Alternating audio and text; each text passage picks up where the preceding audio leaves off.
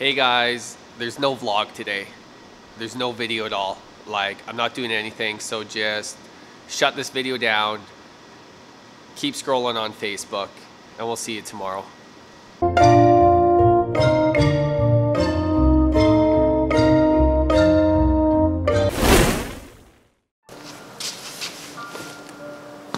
Hey, I'm glad you guys didn't take off because I think there's something important to discuss. I was reading an article today in the Daily Mail in the UK. It's sort of been circulating through Facebook about Charlotte Dujardin and how she suffered depression after winning gold at the London Olympics in 2012. And the reason I think that this is important to talk about is because I was absolutely shocked when I read this article. And I discussed it with a lot of my friends, like, did you guys read this article? And they were equally blown away by what they were reading. And if you see Charlotte, like, see how she is at the shows and during interviews and stuff, I mean, you would never guess that she went through these experiences that she talked about in this article. I'll link the article down below in the description so you guys can read it. And ultimately, yeah, she just talks about the depression that she went through after the Olympic Games. So here's the deal. Dressage is an illusion.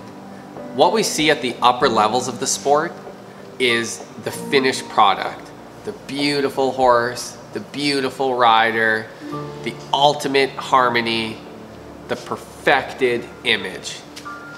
What we don't see is the story that got them there. The emotional turmoil, the financial crisis that goes into competing at the upper levels and keeping horses in general, the training struggles, the physical ailments of both horse and rider, the anguish, the ups, the downs, and that is the illusion of this sport.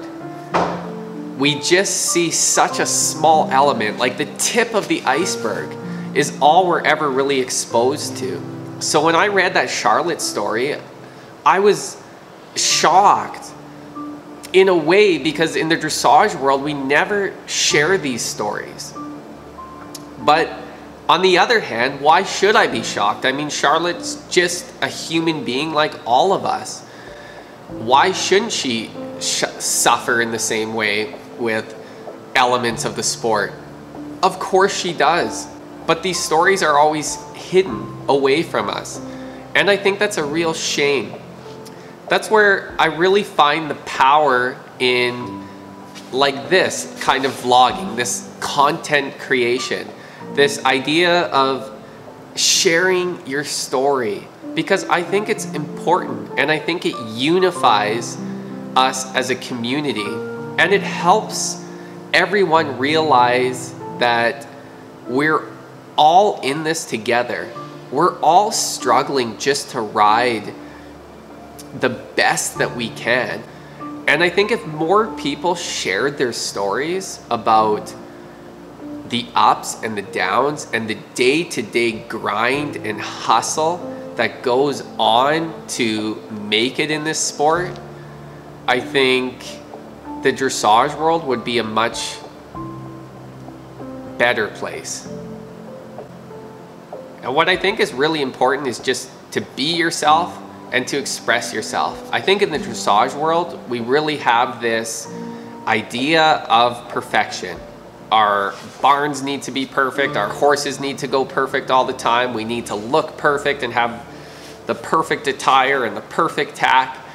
But the day-to-day grind is just, it doesn't always work like that. It's sometimes life gets messy and dressage gets messy too. And that's okay. And that's normal. And even the best rider in the world, it got messy. And I think it's reassuring to all of us to know that even they struggle with the same difficulties we all struggle with. We're all connected and we're all the same.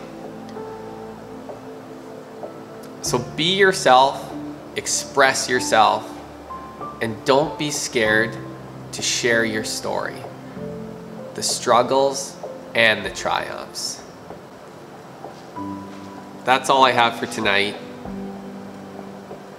We'll see you guys tomorrow.